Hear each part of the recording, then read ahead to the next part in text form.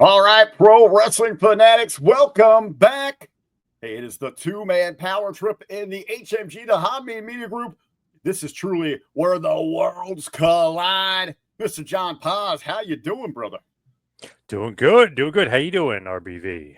Hey, we survived. It seems like this is like every other week, another big weekend in WWE, in pro wrestling. That's what we had, the 4-hour marathon of AEW, and then Friday, SmackDown, 7 to 8 hours of WWE premium live events, kick it back to Raw. So we've got a lot to cover, Poz.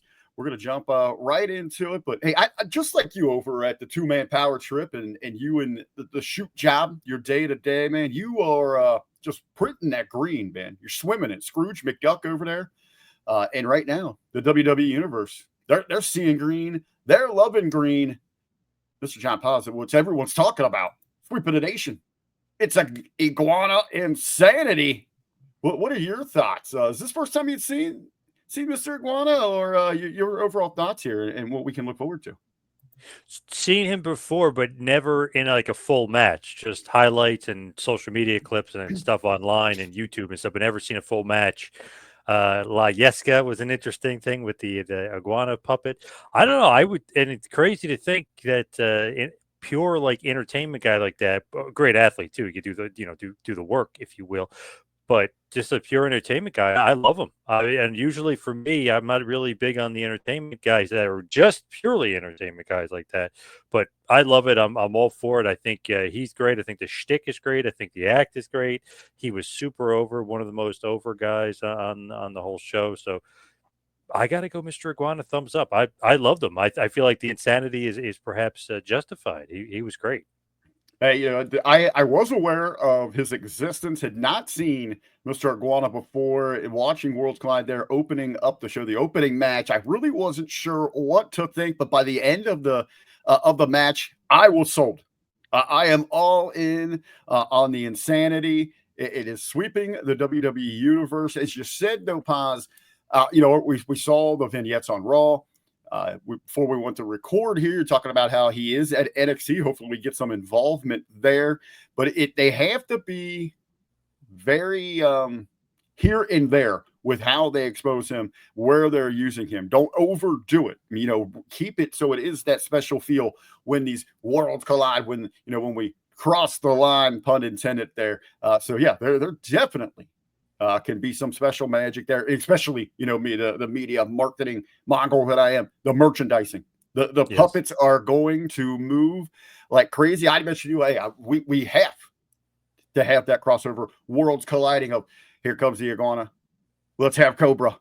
And let's get Mr. Sacco in there. We get the puppet 3-pack. Let's move them. We've got TNA. Yeah, there you go. We've got AAA. We got WWE, the Hall of Famer, the legendary Sacco, Mick Foley in there. What a great rub. But hey, I'm not just going to go 2 thumbs up for Mr. Iguana. I'm also going to go tongues out, baby, for the iguana. Nice. Again, man, he is the green machine that's taken the WWE by storm there. Now, Paz, Mr. Iguana, a lot of the big talk coming out of the Worlds Collide event. This is a 2-parter here. We'll kind of spin it off here. Your overall thoughts on the event itself, and more specifically, your boy, your dog, everybody's K-Dog, Mr. Conan. What a great surprise seeing him on commentary for this show. Was actually surprised. I had no idea that he was going to be on commentary for that show. I did not know that. I didn't know it was going to be Corey Graves either. So that was quite a nice surprise. Corey Graves had probably turned out to be the best guy to do it in WWE as far as just knowledge. Obviously, his brother wrestles Sam Adonis for AAA. So obviously he's very familiar with the product and the wrestlers. Did his homework too. And obviously he kind of relied on K-Dog for a decent amount of stuff done commentary. K-Dog was a little bit slow to start, but then I feel like as the night moved on, he got a little bit better and better and progressed into it more. Definitely going to have to ease into that role a little bit more, throw out some more anecdotes, throw out some more stuff, but I think he'll ease into it more and get more used to it. Kind of the first time him doing commentary in a long time. So definitely something he's got to get used to, especially for the American, if you will, not Spanish commentary, especially for the American side, the English side, if you will. But I feel like the show was great. I liked it. I really enjoyed it. I liked the opener. I like the main event. Obviously, Stephanie Victor and Lola Vice. You literally can't go wrong with those two. So I liked it. I liked the whole show. I thought it was good show, good effort, and obviously it was really well received on YouTube as well. Well, what I really liked about this show, and it is in K Dog, Mr. Conan, was the perfect compliment for that. I like how they took the time to explain the style and the history. If it be from that great Yeah. opening that we saw with their representation, the current day, the history being represented, the video packages throughout the show, but Yep. especially with Conan on commentary to let us know, hey, you might not be used to this in North American wrestling, that North American to the Western style, European style. This is why this is special. This is why this works. This is why you should like this. And as you said, Graves, who's up here with that excitement, and he does know his history, but he knew when to pull it back and refer to Conan to let him explain it. The only thing I had in my notes was I wish they would have turned Conan's mic up just a little bit because he was so laid back. But we don't always got to be where I'm at up here. It's kind of like you. You're Mr. Chill. You're Mr. Cool. You're laid back in your conversation. And that's what we got from Conan. I thought he did a great job, knocked out of the park, and I loved the insight that he provided. And like you said, though, initially it was a great surprise, and you pop. You perk up. Okay, this isn't going to be just a normal WWE, putting their fingerprints on this thing. This is authentic, and we get that nostalgia from a name that so many of us. Hey, if you don't love K-Dog, hand in your card. Get the hell out of here. Your fan card. Agreed. I agree. Now the big question, though, we have seen many incarnations of Lucha Libre coming to the United States, to North America. Maybe some mild success, I'll say. I don't want to say complete failures across the board, but no one has really hit it out of the park. So, John Poz, I want to ask you, this time around, can Lucha Libre work in the USA? I feel like it can. You just have to kind of roll it out the right way. It has to be authentic. I feel like a lot of the times maybe they try to Americanize it too much, but don't go that route. Don't do that. Definitely hit up more of the Spanish-speaking cities and more of the Spanish-speaking towns. I feel like definitely keep it authentic. Keep it into certain areas, certain towns. I know, obviously, I guess it's like Denver area, obviously Arizona. El Paso, Texas. I mean, you keep it to like big Spanish areas. LA was so excited for it. LA, They burnt the town down this weekend. They were so excited for it. That's true, yeah. San Diego, LA, like keep it to those towns. I feel like it could, and maybe get on a U.S. Spanish speaking station as well. Well, it's very interesting. First of all, to see, where maybe look back, what missed, what hit with the other. Of course, Lucha Underground had such a great cult following. So, maybe look at what we can sample from there. I know it was very high on cost, hard to produce that. We had Lucha Warriors USA, things like that. But to me, I immediately thought, man, it's like, if you keep this special and it's about the spectacle, I think this thing can draw. Maybe, as you said, you go into these markets and to help sell some more tickets, you run, even if it's just like a live event that's a special just for them there. But I did like the YouTube, where you could reach a much larger audience, maybe those people that aren't invested. And I'm not trying to sound like a negative here, but yes, probably a lot more of your Hispanic households don't have the streaming services available to them, but they're more likely to have some sort of form of internet, which was a great choice to go with the YouTube to air this program, Worlds Collide. I really like how, you're talking about maybe finding a distribution with the Spanish, that has a Spanish channel. One of the things I also had in my notes too, I wish Peggy Hill wasn't my Spanish teacher so I could understand better what the hell they were talking about a lot of times than have to read my wrestling.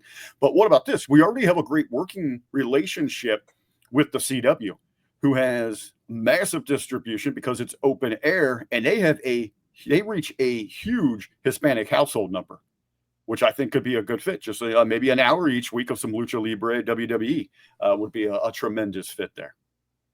I'm all in. I like it. All in, baby. Not quite yet. We're a few weeks away from that there, Poz. Yes. We will be talking about that. Fortunately, no AEW talk on this week's show. We were talking a little triple AAA there. But that wasn't the only show, Worlds Collide, from Saturday.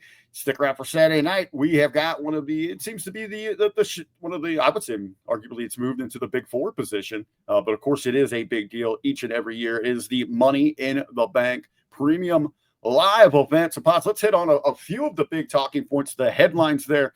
Let's kick it off here. Your thoughts on the match itself, the stories that unfolded, and ultimately the winner of the men's Money in the Bank match. I thought it was a pretty good match. Maybe, arguably, you could say the match of the night there. A lot of crazy spots. There was a couple spots into the crowd was kind of like getting the biggest ovations. Maybe not of the night. Maybe that was saved for somebody else. But one of the biggest pops of the night was some of those crazy moves when LA Knight went up there and got El Grande with a suplex off the almost like a spinning suplex. Almost it was like almost like a spinning Saito suplex there. Off the top of the ladder. Yeah. That got a huge pop. There was a bunch of huge pops. Sometimes, though, I'm not a huge fan of the ladder matches just because it's like, man, it's almost like asking for an injury or 2 injuries or 3 injuries. Sometimes, like, it really gets me when it starts turning into like the erector set where they're all taking their time to build platforms and things like that. Yeah. I mean, at least the crowd was into it, and I thought it was a pretty good match. Maybe a predictable finish with Rollins. I was kind of hoping LA Knight would get the win there, so maybe that was a little bit predictable with Rollins get the win. But I know you were saying it didn't make Rollins to get the win, but I thought it did make sense because of the fact that he had 2 guys cheating for him. I know Jacob Fatu and JC Mateo come out and kind of even the odds, but then Jacob Fatu turned on Solo too, which was really good, which got the crowd really into it. And that was a really good turning point, and that was a good storyline development there, and nice way to finish or really start up those two having a feud. But to me, I liked the match overall. Thought it was good, and I don't know. I guess Rollins winning does make sense for the fact that he's the one that wants to, resurrect wrestling, and he, he's the heel, but he's talking about how he's going to like resurrect the business, and Cena's talking about how he's going to kill the business. Well, that was one of the things is I was looking at the competitors inside of this match, and I know so many people have been talking about, well, he doesn't need this. This person needs that. To me, what the hell does that mean? What should be the most important factor is the case being used as a plot device inside of the biggest story that we can tell. And that's where I was looking at, and I did make some sense of Rollins, as being that snake in the grass, being so looking for there was backhanded opportunities. Now he doesn't have to be so forceful in getting an opportunity at the championship that he's obviously chasing. He can step back and wait for his turn. I was making sense of it there. Yesterday, I have, as I do each and every Monday, had the opportunity to sit down with one of the greatest minds in pro wrestling, Ben Hameen. And after really breaking down this match and talking to him, I'm really questioning, I don't think anybody in this match really was going to do the case justice going forward.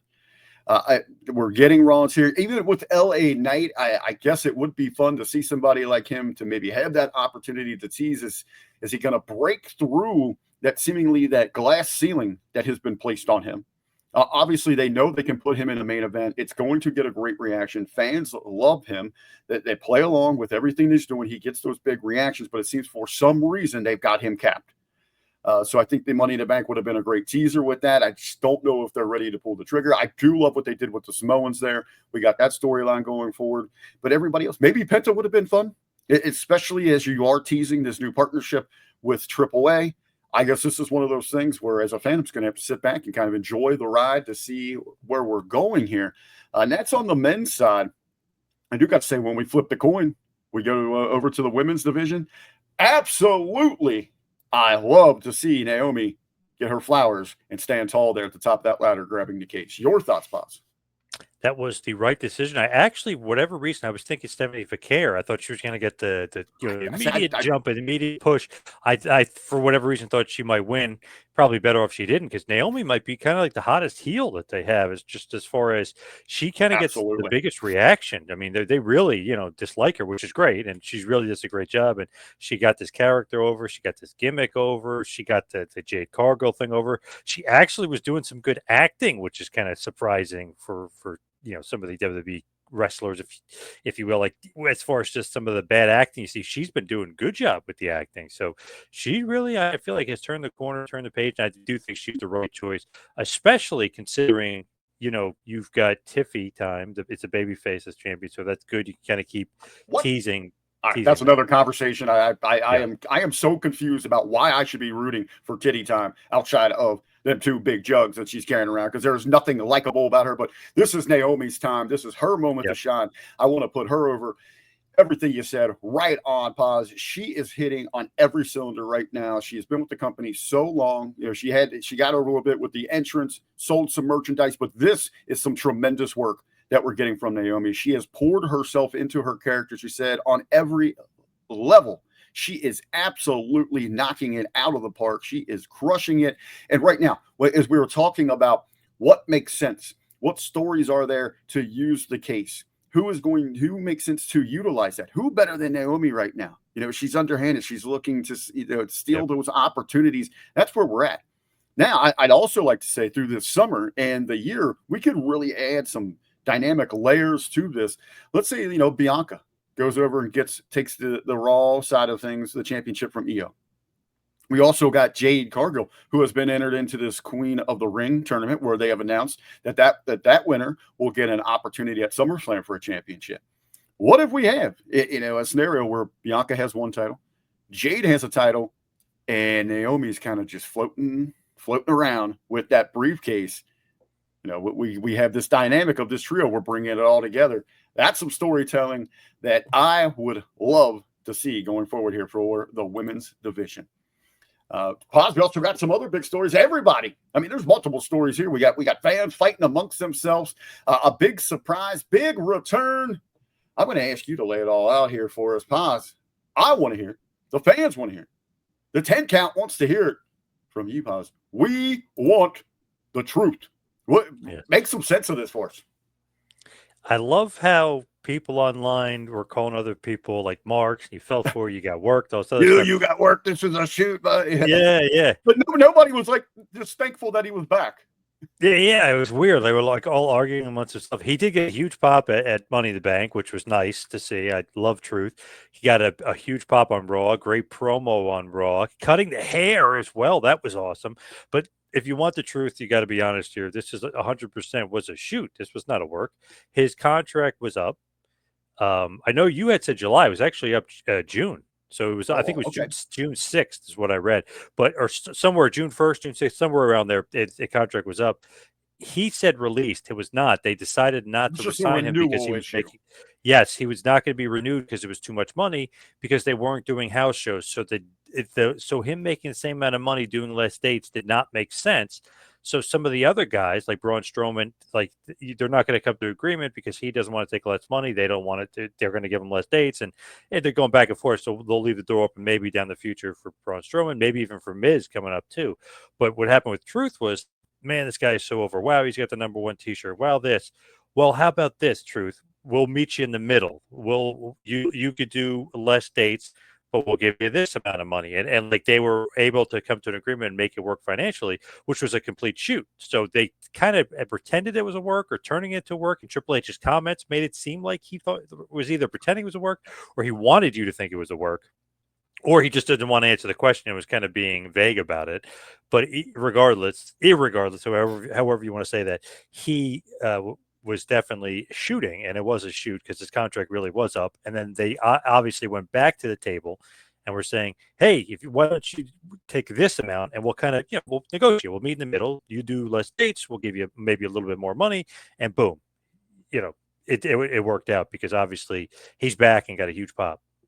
Again, you have everybody. Oh, you got worked, or it was a shoot. No, it wasn't. They knew what they were doing. They're masterminds when it comes to creative. Nah, again, it's like nobody's just happy, rejoicing that we have one of the beloved individuals that we were so Yeah, angry, up in yeah, arms over.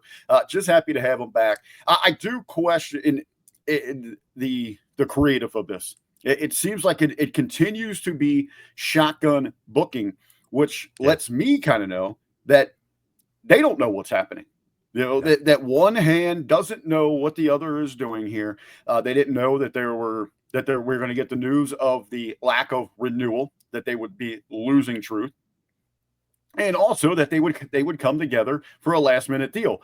So I think with that backlash, they felt a little pressure. We've got to get him reintroduced in some way instead of maybe letting this play out throughout the summer, letting a story play out here with John Cena, where truth is the one that reemerges to kind of bring Cena back to the light. Because I think we all are in agreement. There's so many talking heads, Yeah, so many he'll turn legends. him babyface. Yeah, that at some point we're not going to see Cena go out the way that he currently is. Yeah.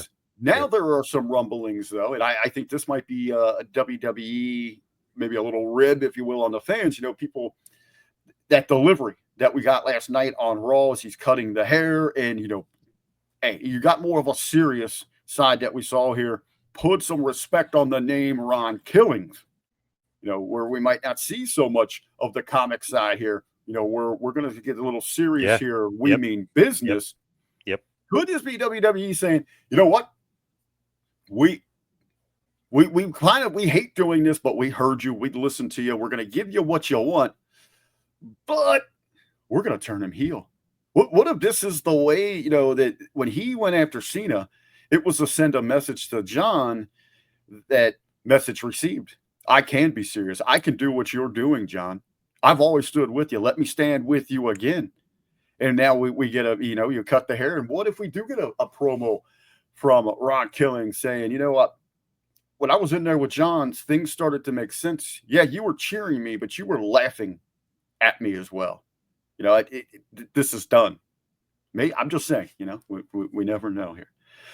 Some other interesting developments from Raw. I don't know. Maybe I was a little surprised with this one. I'm going to hear your take on this one, but Gunther beats Yeet. What does this mean for Gunther? What does this mean for the Yeet movement? Poz, what was your reaction to seeing the two-time but new champion looking good with that glorious gold there? Gunther entering his second reign as the world champion. To be honest, I was pretty damn surprised. First of all, title change on Raw, first time that happened in about 4 years, maybe even a little bit longer than that. So it's been a long time. And it seemed like the Triple H method, as far as the world title was concerned, it was only like big shows where the title was going to change hands. If you look at it, obviously Roman held the title for 4 years and he lost it at Mania. Then, with Cody holds it for a year, loses at Mania. Then if you look at the World Heavyweight Championship, it was basically going to be Rollins loses at Mania.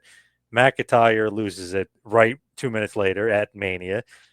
Damian Priest lost it to Gunther last year at SummerSlam. Then Gunther didn't lose it again until WrestleMania. So it seemed like only the big shows were kind of like how Triple H was doing. So this completely floored me. I was completely shocked. In a good way, though, because I think this is unpredictable. It's good. It almost is like, wow, you thought I was being predictable. You thought that was my pattern. Does that lend, though, that last week we heard the lowest Netflix numbers ever, and it seems that we're on a decline since they debuted there, that they felt like, hey, we've got to do something to make this must-see? I feel like, yes. And having Cena on the show, too, because you would think that Cena would have been on SmackDown this week, not Raw. So they put him on Raw. So I don't know if that was planned ahead of time or what, but that seemed like a little bit of a curveball, too. It's like, man, they're really loading up the show. Like Cena, Punk, teasing the Cena and Punk match, then Gunther for the title. AJ was wrestling. I mean, it just seemed like a really, like, Raw where they Nikki Bella's surprise appearance. They really were trying to load it up for sure. I don't know if that was the reason for the title change, because I think that it was going to happen eventually with Gunther beating Jey Uso. I don't know why this kind of surprised me. I just felt like it was going to happen like in a rematch of some sort, that he was going to get the title back, because I didn't think for whatever reason they were going to have Uso have a long run. But I don't know what happens to Yeet now, because it was the most over thing on the show. So we'll see what happens with Yeet.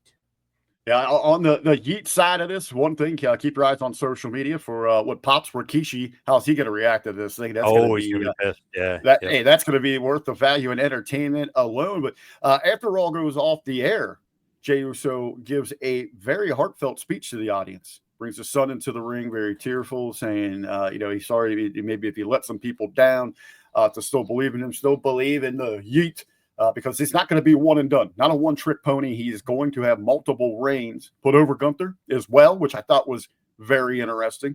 I said, hey, he's one of the best out here. He got me. He earned that win. But again, that Jey Uso was not done. Do not count him out.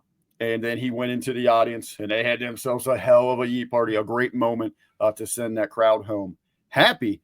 The question here, another look at the glorious new champion. Some big questions here, with Jay giving him praise, the great work that Gunther had did with McAfee. Are people starting to sway towards? We're getting a Gunther movement, and with Rollins on the chase, could he be set to become a babyface for the Raw brand? Yeah, that is interesting. The fact that Rollins is the heel with the Money in the Bank, and the two champions are the two big heels, Cena and Gunther. So I wonder if they're going to go that way. But Gunther, last night after the fact, he said nobody greeted him, nobody thanked him. He's on his own. So interesting to kind of see his path and where he's going. Like almost like a Stone Cold Steve Austin, not Stone Cold-esque, but like the fact that I'm a loner, like that kind of thing. Well, especially looking at the guy with the case who's running around with two big bullies and a master, an evil genius with him. So and he shook McAfee's hand, and he was respectful to Jey Uso. So yeah, we'll see. Yeah, that's going to be interesting. I think they could move a lot of product and a lot of numbers behind Gunther as the babyface there. It's going to be interesting. Well, we're talking about product. What? Yeah, there's product everywhere. WWE going all in. You can slap a logo on it. They have done it, baby. Snap in to a sponsor. Poz, Money in the Bank. Yeah, it was Money in the Bank, all right, when it came to the advertising. We got it. We got Slim Jim tables. We got Fireball ladders. We got Cash App briefcases, brother. We got the erector play sets at the commentary booth. We have got it everywhere. Poz, hey, I'm a marketing guy. I love it. I pop for it each and every time that I've seen it. Where are you at? Especially as the purist, the pro wrestling purist that you are. Are we going over the top here? No pun intended. With the logoing and the sponsors. To me, I got to be honest, I don't really like it as much. I know they can make more money, and that's great, but I don't know, maybe I'm just too much of a purist. I think it's too much. I think it's too over the top. Like the ladder was Fireball, and like the briefcase is Cash App. It's like, I don't know. I feel like it's almost too much. It's like Kiss, you know what I mean? Where like everything needs to be Kiss. That's the spoon. Put a logo on it.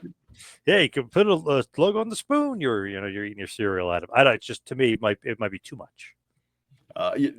I'm even going to say this, maybe pull back a bit. And it was made, I love the product placement in the ring there, in the Cash App Money in the Bank. That is great because you can get premium pricing for that. I popped a little bit. Everybody knows what I'm kind of going through. A little trigger, though, for that Fireball ladder. I did pop for that. Of course, the snap into it, Slim Jim, that hits there. But when they're running commercials within commercials about commercials, that might be a little over it. Hey, but right now, up there in the offices, they don't care about the pro wrestling. They're making money, baby. And they are putting money in the bank. We can argue about the quality of the characters, the storytelling, what we're getting on television. But we can't deny that, man, they're raking in. They're raking in the green. They're doing better, bigger, and better than they've ever done. That's the sell again, whatever the case might be. But they are hitting on all cylinders there. But Poz, it was great this weekend. We got Worlds Collide, Lucha Libre. They are known for the history behind the mask. And there have been some great ones to come out of Mexico there. We've had some on our soil here representing the mask there. This was a tough one. I had to go through some history here to see if I was missed. I didn't want to leave anybody out, but I knew who my favorite was right away. I'm going to ask you, Poz, who is your favorite all-time mask wrestler? To me, this is pretty easy. I got to be honest. There was a ton of great mask wrestlers, and like I loved Jushin Thunder Liger. I mean, there's if you count Vader, I loved him when he would wear the mask. There's a ton of guys, but to me, it's very simple. It's very easy. Rey Mysterio Jr. Love him. That is a good one. I actually won a Halloween contest going as Rey Mysterio. Nice. Nice. Nice. It was great, man. I actually, it was freezing. It was like ice storm out on Halloween, though, here in the Midwest, late October. I actually went out with I didn't do like his pants. I just did a traditional wrestling singlet. I'll admit, I had to stuff that crotch. Like I said, it was freezing. That shrink was hitting me. I was not going out in public, rocking and rolling that thing like that. Yes. Had the mask on, the gloves. People loved it. Won the contest. I feel pretty good about myself, People are like, I get pictures with people. They love the wrestler gimmick. Talking to the ladies. It's a little late tonight. It's a little hot in that mask, so I take the mask off, get some drinks in, and I just heard I heard this table of ladies like, man, he should have left the mask on. Oh, God, crush me, Oh, crush me, crush me. ouch. But as you said, man, so many greats. I didn't even really think about Japan with Liger and all that. I was thinking of some of, it's like Santo. I got turned to Santo through Mystery Yeah, Mel Science Theater. Mascaris, Santo, they all had awesome masks. Yeah, Yeah, La Parca, yeah, that mask would have been the awesome. chairman. How can we go wrong there? But I'm going to go with a near dear friend of mine, guy I've got to work with, guy that I got to shoot a bunch of Jaeger with, and we're going to take a splash into the deep blue, the cult classic, Shark Boy. No. Oh, Shark no. Boy is my Wow. boy. He is my Wow. favorite mass wrestler. So he gets Wow. my nod. What do you not like about the Shark? No, I just can't believe you picked him over, like Ray or Liger or something. I'm like, wow. All right. It's my dude, man. Hey, All when right. you kick back and you knock back some Jägermeister, man, you got to give him the nod as your True. favorite. Oh, No, Shell. Yeah. oh Shell, yeah. None of those other guys have ever bought me a drink. All right, so I'm going to go with Shark. But hey, Yeah. Yeah. I love the gimmick. I love the entertainment. Such a great. If we were talking about that mix of comedy that reaches the audience, can relate with the kids, with mom, with dad, with grandma and grandpa. Shark Boy over strong, baby. Shark Boy over strong. Well, Poz, we're at that time, man. It is time for our pop of the week. As you'd mentioned, the truth becoming Ron Killens, cutting those gorgeous, gorgeous locks. But who would have known? And it might be, man. The good times, the comedy might be over for R-Truth, because when he cut that hair, he went from R-Truth to James Evans. Yes. Florida, I already told you. I just told you, Florida. I'm going to have to give you the smackdown now, Florida. Oh, yeah, that's going to do it for this episode of the 10 Count. We'll see you guys here next week. Hey, please hit that link, click that link, share it here. Help us spread the good word about what's going on with the two-man power trip to HFG right here on a 10 Count.